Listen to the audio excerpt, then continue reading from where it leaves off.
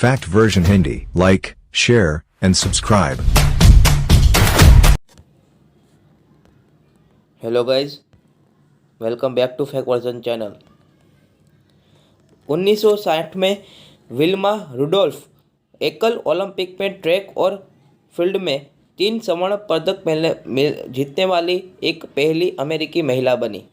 अब आप कहेंगे कि यह विल्मा कौन है? विल्मा कोई सामान्य इंसान होगी, बट नहीं, मैं आपको उसकी हिस्ट्री बताता हूँ। विल्मा रुडोल्फ एक बीमार बच्ची थी जिसे अपने बाएं पैर में ब्रेस पहनना पड़ा था। उन्होंने 1956 में ग्रीष्मकालीन ओलंपिक खेलों में प्रतिस्पर्धा करने के लिए अपनी अक्षमताओं पर काबू पा लिया और 1960 में वह एक एकल ओलंपिक में ट्रैक और फील्ड में 3 स्वर्ण पदक जीतने वाली पहली अमेरिकी महिला बनी। बाद में जीवन में उन्होंने सक्रिय एथलेटिक्स को बढ़ावा देने के लिए विल्मा रुडोल्फ फाउंडेशन का गठन किया। रुडोल्फ का जन्म समय से पहले 30 जून 1940 को सेंट बेथलहम, टेनेसी में हुआ था। वह एक अग्रणी अफ्रीकी अमेरिकी ट्रैक और फील्ड चैंपियन बन गई, लेकिन रुडोल्फ के लिए जीत की राह आसान नहीं थी। एक बच्चे के रूप में डबल निमोनिया, स्कारलेट ज्वर और पोलियो से पीड़ित उसे अपने बाएं पैर में समस्या थी और उसे ब्रेस पहनना पड़ा। यह बहुत दृढ़ संकल्प और भौतिक चिकित्सा की मदद से था कि वह अपनी अक्षमताओं को दूर करने में सक्षम थी। वो कहती थी कि मेरे डॉक्टर ने मुझे बताया है कि मैं फिर कभी नहीं चलूँगी। मेरी माँ ने मुझे कहा कि मैं करूँगी। मुझे अपनी माँ पर बहुत सारा विश्वास था, यह वो कहती थी। अलग दक्षिण में पली बड़ी रुडोल्फ ने all black Burt high school में पढ़ाई की, जहां वह बास्केटबॉल टीम में खेलती थी।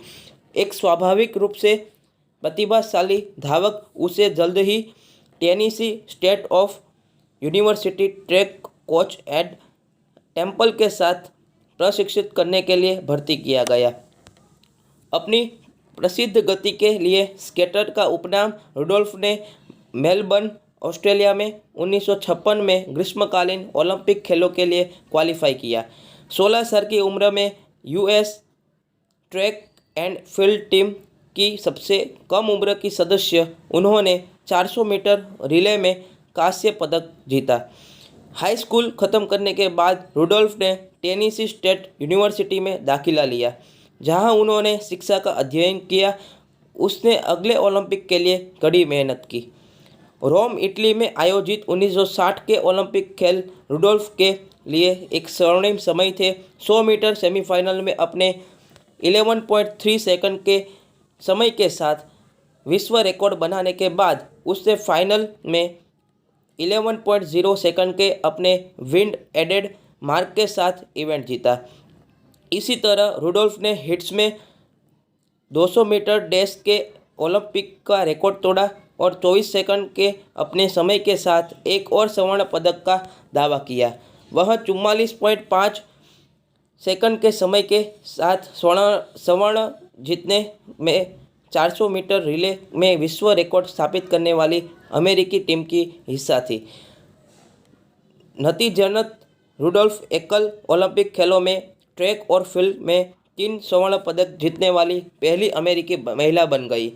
प्रथम श्रेणी स्प्रिंटर तुरंत रोम खेलों के सबसे लोकप्रिय एथलीट में से एक बन गया और साथ ही एक अंतर्राष्ट्रीय सुपरस्टार, जिसने अपनी अभूतपूर्व उपलब्धियों के लिए दुनिया भर में सराहना की। खेलों के बाद रुडोल्फ ने टेलीविज़न पर कई प्रस्तुतियाँ दी और 1960 में और 1968 में दोनों में associated press female athletic of the year award सहित कई सम्मान प्राप्त किए। वह लंबे समय के बाद प्रतियोगिता से सेवानिवृत्त नहीं हुई और एक समुदाय को पढ़ाने, कोच करने और चलाने के लिए चली गई। केंद्र अन्य प्रयासों के बीच, हालांकि ओलंपिक ट्रैक पर उनकी उपलब्धियां उन्हें सबसे अच्छी तरह से जाना जाता था। रुडोल्फ को ट्रैक में सबसे तेज महिलाओं में से एक, एथलेटिकों की पीढ़ियों के लिए एक महान प्रेरणा के स्रोत रूप में याद किया जाता है। उसने एक बार कहा था, जीतना बहुत अच्छा है, निश्चित है, लेकिन अगर आप वास्तव में जीवन में कुछ करने जा रहे हैं तो रहस्य यही सिखा रहा है कि कैसे हारना है। कोई भी हर समय अपराजित नहीं होता है। यदि आप एक करारी हार के बाद उठा सकते हैं और जा सकते हैं फिर से जीतने के लिए, आप किसी न किसी दिन चैंपियन बन सकते हैं।